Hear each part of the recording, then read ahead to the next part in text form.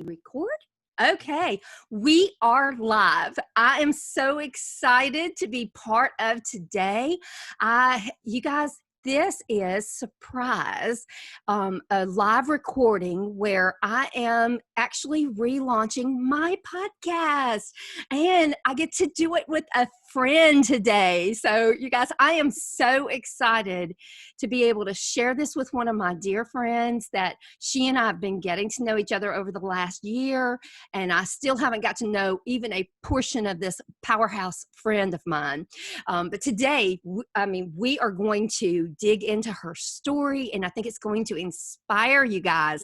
She's amazing. And so, what I'm going to do is I am going to do this so we can see my sweet friend, Benecia Ponder. Hello. Tell us who you are, sweet friend. Hello, everyone. I am Benecia Ponder. I am a best-selling author, inspirational speaker, and I'm the founder of inspirationalauthors.com. And what I do over there is to help individuals who are purpose-driven. I loved what Cindy said, stepping up to the call. If you have a message, expertise, genius to share, I help you to get it out into a book that makes a powerful impact and amazing income. Oh, yes. But you know what, you guys? Here's the deal. Benicia has been like so many of us. She's not always been here where she's at, as, in my opinion, truly a powerhouse. She has struggled. In fact, she is one of, 17 authors that 19. 19 authors who are a part of a book. Now, please forgive me, Kelly, ahead of time when I say this, but my audience, please don't think I'm trying to cuss, audience, but also everybody, I don't want to sacrifice on this. Her book is the new book that is coming out that is not just another collaboration. It's truly, wow, is all I can say. I've been sitting back with my ebook version, and it is, by the way, available on ebook. I've been sitting back with my ebook version, laughing, crying. I'm telling you guys, feeling like I am reading my own story sometimes, but also feeling like I am literally in a mastermind with dear friends that are telling me, hey, this is how you can be a success. But here is the book. Let's see if we can get it to where, to where it'll show on my screen. It's Get Past Your Beep. How do you like that, Benicia? I love it. I love it. I thought I handled that well. Thank you. Yes, it's 19 stories of imperfect people. You guys, imperfect people who prove that you can. You guys, I don't know if any of you are struggling with whether you can step into the calling God has for you, or whether you're wondering if you're the right person with the right idea. I just hope that today this show really, really rocks your world and shows you that, yes, you can. So give us some background, Benicia, on your story, because I want to tell you, I literally cried my way through your story. It's so powerful. But tell us a little bit about your background. So, wow. I don't want to go too far back because I don't want to give you like from the time I was born kind of thing. But so I'll just kind of give you just a little bit of snippets, and I hope that you definitely get the book because it is amazing. And in there, I talk about I started when I was at age 20. That's where my chapter starts, when I was 20. And at that time, I lost my vision, my physical sight. And it was the result of a pseudo brain tumor, which is a buildup of spinal fluid pressure. And so at 20, I was in the middle of college. I was halfway through my junior year. I had just had my daughter. So I was a college student, a mom. I was working full time, and that incident just totally knocked me for a loop. And so from the visual impairment, I moved forward from it. I got a lot of help from family, a lot of help from people who supported me, and after that, I transitioned to finish college, go to law school, um, become a business coach, become an author coach, a publisher, all that. So the story that I tell is one of overcoming Mm. an obstacle, but more than that, it's of realizing that there is a call on my life and realizing that it doesn't matter what I have or what some people would call a disability.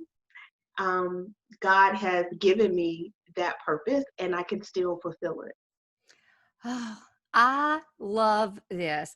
Well, it's interesting because as I was reading, I thought, it's so interesting that you struggled with your physical vision, but then also your all the vision, your spiritual, your mental. Mhm.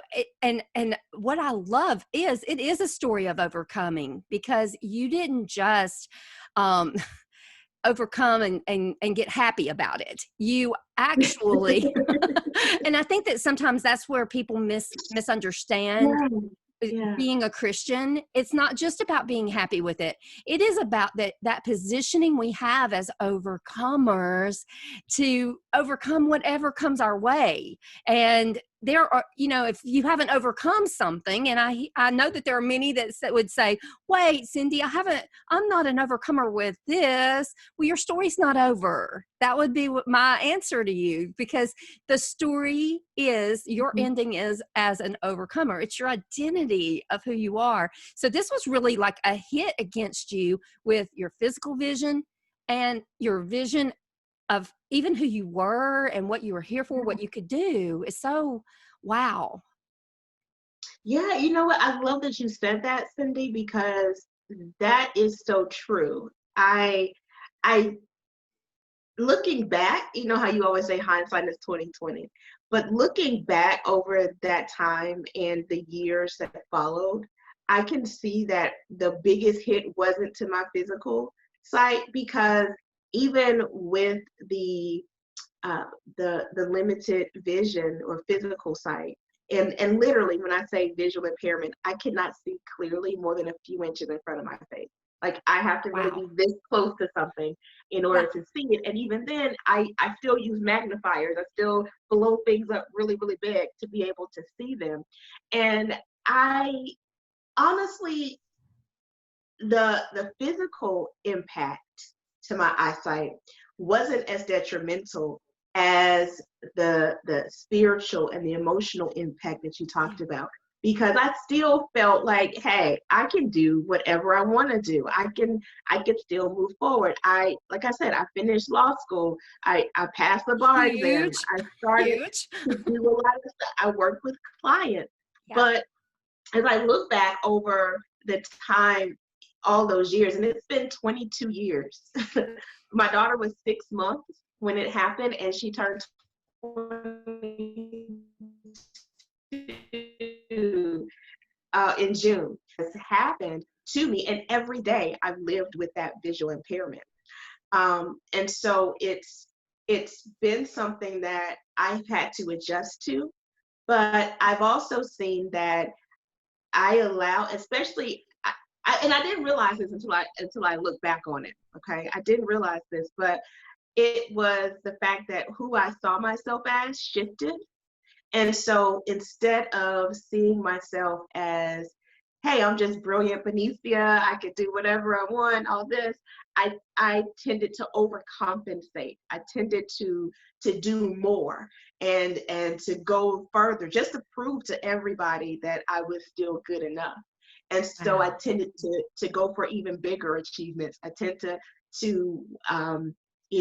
go the hard way and do things more, and all the while not telling anybody that I'm visually impaired. Like unless people know, I don't tell them, and I don't ask them for help.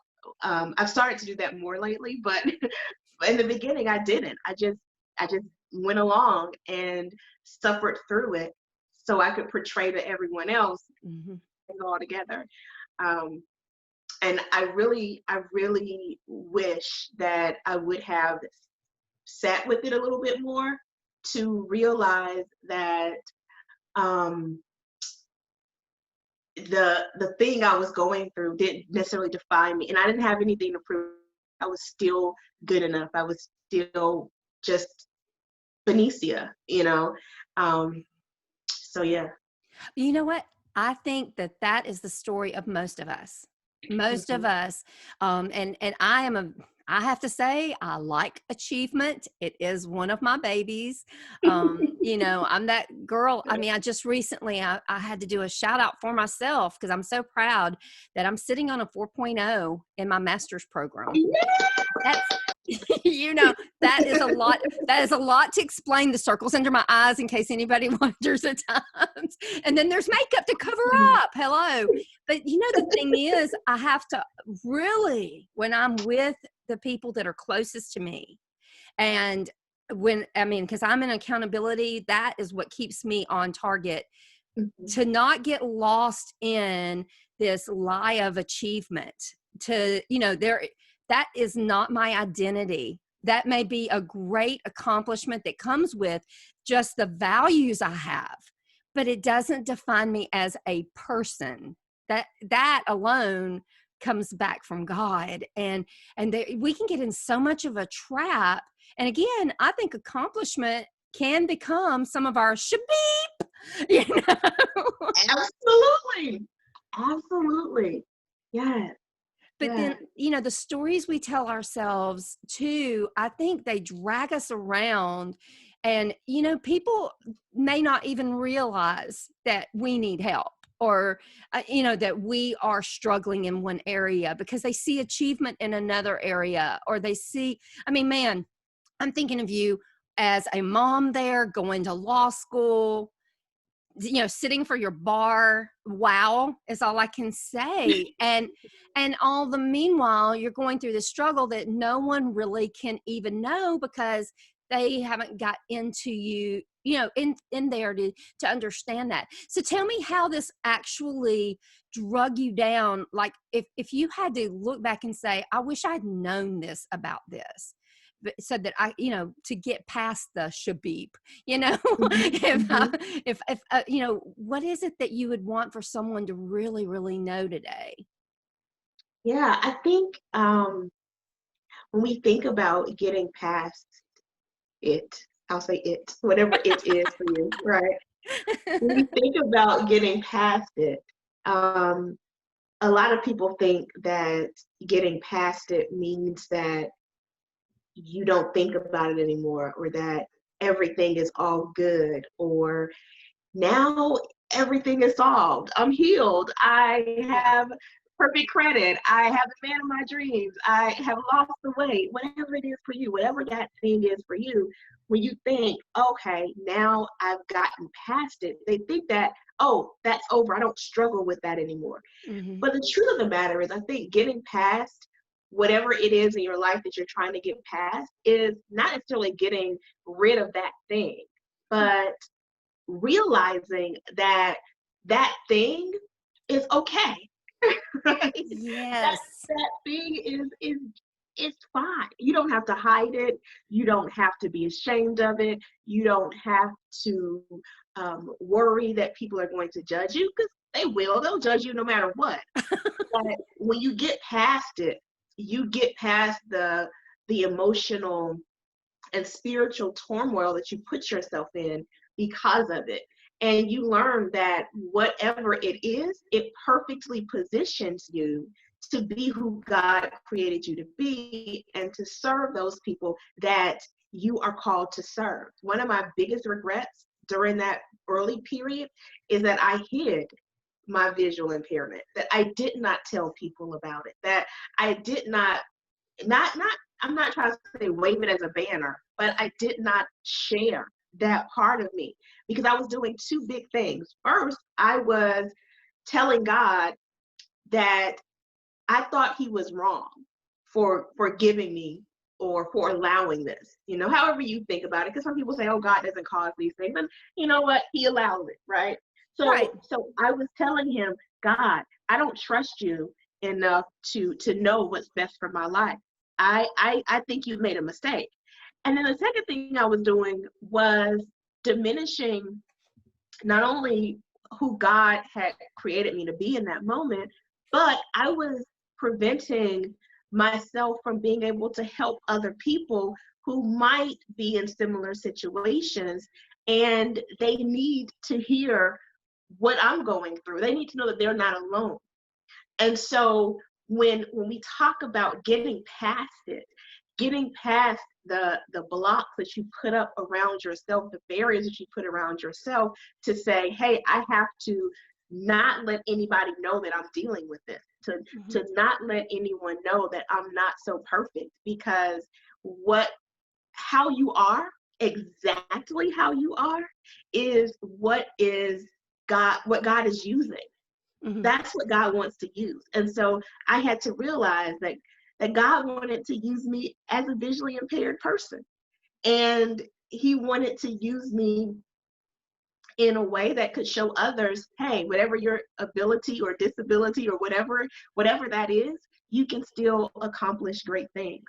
Yes, And yes. it's not a detractor, it's not a limitation. Yeah, I think a lot of people think their it is a limitation, when in Yeah. fact it's what is allowing you to be able to do those things that God has called you to do. Oh, yes, yes, yes. If there is one thing I want to shout out about that, I think we put our own lids and our own limitations, our Mhm. own, we put ourselves in these little baby boxes. And that to me is what keeps us from really bearing the image of God. We're called and designed and created completely to bear the image of God. And I love what you said about really trying to say, God, this thing isn't right. You allowed this in my life. And I agree with you totally about that, because I think that somewhere our theology gets all messy, where we get to thinking that if something's allowed in our life, which many things are because of the actual ramifications of sin and death, coming in contact with that, every single one of us has that in that as our that is our original. We've all had sin, we all have been sinners. Thank goodness we are saved by grace, and that's the good news. We can say we can all be saved by grace. Thank goodness that's not our final identity. If we can just take that big swap of what Jesus swaps, he takes on all of our unrighteousness, he takes on all of our failure, he takes on all of our struggles, all of our, whether it's the things that are we think are that are really physically impairing us, or the things that we have emotionally impairing us, whatever that is, Jesus takes it himself and gives you the big swap. The best deal I think of a world is that we get his identity, we get his righteousness, we get his promises, his future, his inheritance. Could it get any better? But It can. It can. yeah. And yet, I think where I've struggled the most myself is what you're saying here, of me thinking, well, if people know this about my life and my situation, they're never going to listen to me, and or they're going to judge me, or they're going to judge me, or they're going to not want to do business with me, or they're not going to want to hear my messages. You know what? I'm not here to proclaim Cindy Rushton. I'm here to proclaim Jesus. And so that's good news. But then Yeah. also, he so values us. He so values us. And, getting past all that stuff enables us to get rid of, get this, the lies, because some of those were just pure lies that the enemy was wanting you to believe about yourself and your situation. And yes, it's very, very serious when your vision is impaired and you have all these amazing things that you were called to do. But I cannot even begin to imagine Benecia without Benecia overcoming. I can't Mhm. imagine that. And I think that that's the good news today, that you set before us an example of, being real and authentic, you set us the example of pressing past it to where you could be truly everything that God calls you to be. And now I think about, okay, now look at you. Okay, your website is inspirationalauthors.com. And look how many people you inspire to step into what they're called to do, their messages. Tell us about all of where have you come since you really came to peace and you got past your shabeep? I love that. Really. I am growing every day. I am growing every day. We just talked about the fact that your mistakes or um, your imperfections don't define you. And I'm still learning that Yeah. because I'm still learning that I'm okay with how I am. And as we were talking, that passage of scripture um, where they brought the blind man to Jesus from who'd been blind from birth, and they were like, "Well, who sinned? Did he sin? Did his parents sin?" And Jesus said, "No, this Come was on. so that God can get the glory." Right. And so I live with that every day. I live with the fact that, you know what, whatever this, it happened. It is what it is. And it's not a matter of me focusing on the bad thing, but it's me realizing that I have the opportunity to use this to give God glory. Yeah. And so being in now helping others to be able to let their light shine in the world, and being able to take what's on the inside of them to help others is so amazing. And my theme scripture for the work I do comes from Matthew 5:14 through 16, where Jesus says that we are the light of the world. Mm. And he says we don't, you don't light a lamp to hide it. You put it on a lampstand so it can give room to the whole entire house. It can give light to the whole house. And so too, we are called to be lights in this world.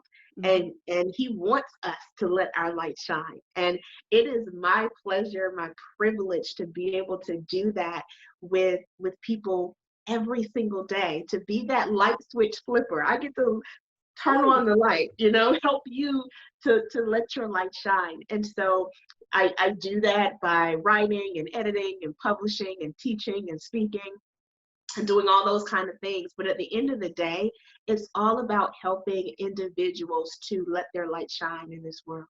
Oh, that is so good. I can just see you flipping the switch for people. I can so see that because you do have that power that you bring into the lives of other people. And you know what? And I'm just going to say this too. I was literally surprised after being around you last year, whenever we were in conference together.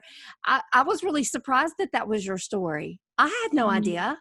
That Mhm. is what is so powerful about, I mean, you're not wearing it again as this woe is me. You're wearing this as to all the glory to God.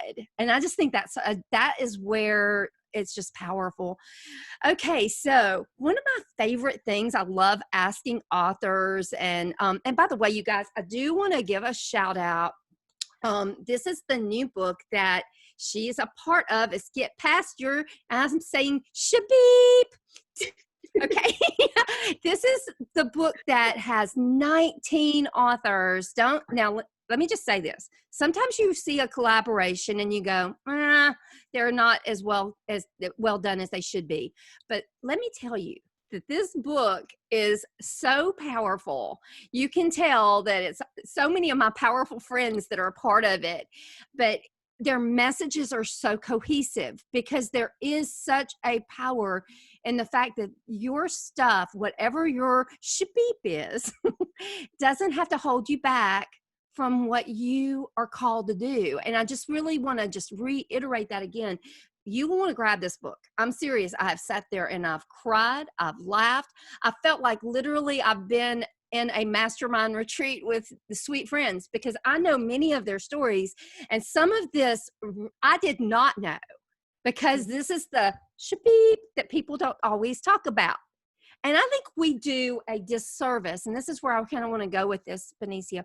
I think we do a disservice to the world and not being real and authentic about some of those things that we struggle with. And yet, when I read a book like this, I feel so empowered. And I don't want to get mushy here on the broadcast, but I feel like there were so many times I struggled because I didn't know. And there's this face of Christianity that we have that we want all to look well. And I think this is even what you were saying earlier. We want all to look well and all to look like we've got this all under control. And yet there are people struggling and in pain because they think that they're the only ones who aren't handling something right. And I say right, and I should say it right, or that that God just doesn't, they're not having power with God, and you got all this junk that people say. This morning I was reading online and I was like, I just have to turn things off because I'm so angry at how God is being portrayed and how the kingdom is and how Christianity is being portrayed, because you got so many people, they don't understand what happens when bad things happen. But what I love is bad things that happen in our life just really, I believe, open doors. It's kind of like I'm getting my master's degree in transformative ministry, and Oh, I wow. believe it has opened doors, right? But I believe that some of my greatest degrees have come through losing 7 babies, or through going through divorce, or going through relational issue, or the empty nest, letting go of my children as we've launched them forth. I don't think I would be the person. I know I would not be the person I am today apart from those things. I could have all the knowledge, all the accomplishments in the world, and yet those are the things I think, how on earth did I ever minister before I walked through divorce and singleness? I'm not saying that you can't, because I did, but the things now that I see about the sacredness of marriage, or the things I see about singleness and how vital it is for God to be our everything, all the different things. And I mean, I've got a billion lessons. This is not my moment on the hot seat, but what I'm saying is there's something there that a lot of times people don't understand pain, because they are looking at the Facebook shots that are out there. And then they get uncomfortable when you do talk about the pain, because they don't feel like they have an answer or whatever.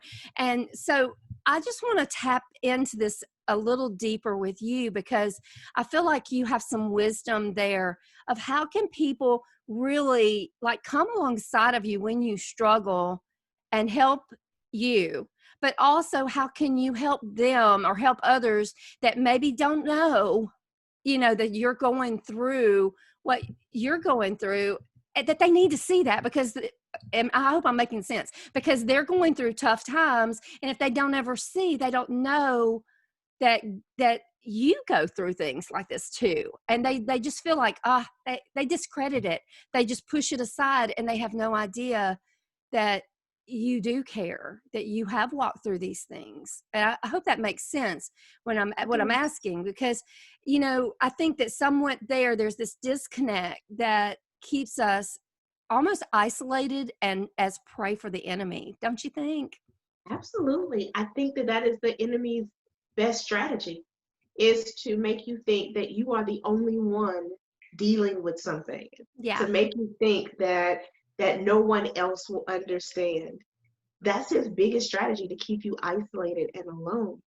And that's also our biggest opportunity. Mm. Our biggest opportunity to be able to let people know, hey, look, what you're going through, others have gone through it. Yes. I understand. I know. And that is the importance of being real. The danger that happens on social media and all of those platforms where you get to show your highlight reel, but you never show the behind the scenes. The danger is that you put on a front and everybody is comparing their behind the scenes to your front stage view, and they're not measuring up. So you have to pull back the curtain sometimes and say, hey, I know where I am. A lot of times, whenever I'm doing webinars or I'm doing speaking engagements or anything, I will let people know, even when it comes to publishing or it comes to writing books. Yes, I've written multiple best-selling books, but guess what? The very first one I struggled with. It took me years to do that, and I'm still learning. So no matter what it is, big or small, we have to be willing to share those moments when we haven't been perfect. I tell people all the time, the reason why I am so adamant about purpose and prosperity going hand in hand is that when I started out as an attorney and a business development strategist, it was really, really profitable for me, but there was no purpose. And so I left being an attorney and I jumped into being a speaker and a coach and an author and all those good things, those perfect purpose driven things. It was very purposeful, but it wasn't profitable. And I went to pay my cell phone bill one day and I had $3.11 in my bank account. So no cell phone bill was being paid that day. And I had private school tuition for my daughter to pay. I I had a lot of things that were going on, and I was in a place where I was doing very purposeful work. I was working 60, 70, 80 hours a week. My clients were doing very well, but because I wasn't valuing the work that I was doing, I wasn't I wasn't being paid. And I was like, I could probably go to Walmart or Burger King or somewhere and make more money than I'm making right now doing my purpose. And I had to get to the place where I determined, okay, is it going to be either or? And I said, no, it's going to be both. And so I had to dig in and figure out how to do that. But I tell people that all the time because I want them to know, look, I may be consistently profitable now, but it was a process. I had to struggle. There was a time when I wasn't able to pay my bills, right? There was a time when things were happening. And so the more you can let people know the backstory Yes. and to show them, hey, I've been there. I've been where you are. I can help you to move forward. And I'm going to do it in an authentic way. You're showing up and you're telling people that you are a resource for them. You can be that guide. There's way too many gurus and experts out there who are just showing them leaning against fancy cars or going on yachts or all of this stuff, but they're not saying that they're struggling. And those same people that are leaning against the cars are not telling you that those are rented cars or they're in the houses that the Airbnb houses that they lease for the day, right? They're not telling you that. So you're thinking, I have to have all of these things right now, and you don't. You start where you are and you move forward. So I encourage anyone who is in the place of feeling like God has a call in your life, but you are allowing any kind of limitation or bleep to get in your way, I love then it. then you match up with somebody who is where you want to be, but then ask them, how did you get there? Where Yeah. did you start? What challenges did you face? Start to talk to people. Don't let the enemy force you to think that you are alone or that nobody has to deal with this. Nobody struggles with writing. Nobody struggles with content creation. Nobody struggles with marketing. Nobody struggles with talking to people. We all do. And Yes. so there is an onus on both sides. For those of us who have been through things, who have accomplished great things, we have the responsibility to share those steps, that process. And then for those of you who are stuck and those of you who are feeling like you are alone, take the responsibility to reach out. Take the responsibility to get past that thought that the enemy is putting into your mind and talk to people. Get into a community where you can talk and interact with people to realize that you indeed are not alone. Yes. That's exactly what I say. I love Exactly. Okay, you it. guys, I hope you soak that in. Yes. If you have already been through these things, and even if you're one step ahead of someone else, Mhm. share, pour into other people. That is to me where we as the body of Christ truly, truly that's where we shine. That's where we're our very best. And if you are right there in the middle of it right now, hey, just open up and connect with other people, because you know what? There's power in the trenches as well. And I mean, I always say my claim to fame has been being in the trenches. And so, you know, and yet, you know, here's the other thing. If you have gone through things, you know, come on, pour into other people. Or if you are just literally at rock bottom, reach up and let other people in. I just love it. This is so good. I knew it would be, because here's my thoughts. There is power in, you know, letting people know, hey, I've had some shabib and I've got past it. Okay, so you guys, I want to just shout out. Look this up. It's on Amazon. That's where I got mine. Get past your shabib, and and this is with Kelly McCausey and a team of 19 amazing writers like Benecia. Benecia, tell us what you have coming up, because I'm just curious to know what you are working on. I know we've just come out of a challenge to stretch ourselves, and Mhm. you got the next couple months, you're going to be working pretty hard and heavy on some different projects. You want to give us a peek? Yeah, absolutely. So I am working on really developing masterclass experiences Mm-hmm. to help people to get their books done.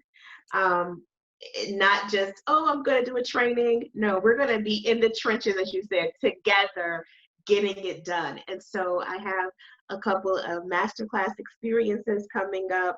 I also have some boot camps coming up. So these are going to be really in-depth trainings to help you to get your message into the world in a powerful and a profitable way. So I invite you to connect with me on social media. I'm on Instagram as Benecia Ponder. There is our Facebook page, Inspirational Authors. You can also go to inspirationalauthors.com/welcome. That's just a page that will list out all the things that are coming up in our community. So definitely I encourage you to connect with us, or with me. Yes, yes. And you will not be sorry at all. I think you guys probably just got just a tad, just a little shot of her. And I think you're going to really love it. As a matter of fact, to me, whenever I am like chillaxing, you do know I binge watch you. Oh, I do. I love her things. I remember one day, I have to tell you this, and I know this is a little off topic, but not totally. I had you and I was watching you. It was just like a Saturday afternoon. I was getting my hair done and I was sure. binge watching you, and my hairdresser, she said, "Could you turn that up?" She said, "I've been watching this with you, but can you turn it up any louder?" And I thought, well, I was just trying to be polite. You know what I'm saying? But she wanted to hear. And I thought, that is so powerful. And guess what? She's also an author. And she was Awesome. working her job while she transitions into chasing that dream of writing. And I love it. I thought that was interesting that God would put me in her chair. You know, and I love her. She always has done really good job on my hair. But I love it. So yes, binge watch her, you guys. You will be so filled to overflowing. She's a lot better than Netflix. That's all I can say. Oh, thank you. But I want to thank you so much for being a part of today, because we are, by the way, you guys, this is our relaunching of my podcast. You can find me at cindyrushton.com. You can also follow my podcast that will be alive and well there later this week. And if you're on live, if not, it's there now. You know, if you're watching when I actually put this out there on YouTube. But we are launching the Cindy Rushton Show. Follow me at YouTube. You can access the video versions of shows there. You can also get audio podcasts from all of your favorite podcast um, uh, what do you call it? all the places you get your podcast. There you go. Let's put that. See, it's been a little bit since I've been out, but we are right now putting everything into the system. And so be really surprised when we really launch this. And this is one of those shows that's going to be right at the top of the listing. And so I want to encourage you, listen again, take notes, because I really do believe that, here's the thing. When we are pursuing our dreams, there's nothing that insulates us from struggles and crisis and things that happen in life.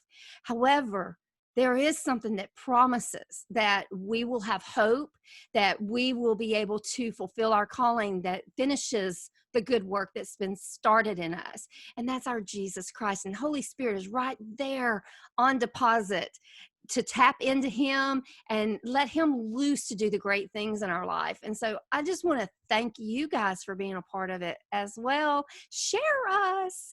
We want to grow. We want to expand. Follow me on YouTube. Follow me on my website. Follow me on your favorite place where you get your podcast, because we are going to be bringing great shows just like this. And I hope Benecia will be back with us soon. I know when you launch those great things, we'll have to bring you back on and get some more tips. Yes, absolutely. I'd love to. Well, thank you guys, and have a wonderful day. We look forward to seeing you next time right here at the Cindy Rushton Show. Let's see. I'm trying to stop it from recording. This shows that I have got to work on my details. Is the recording? There it is.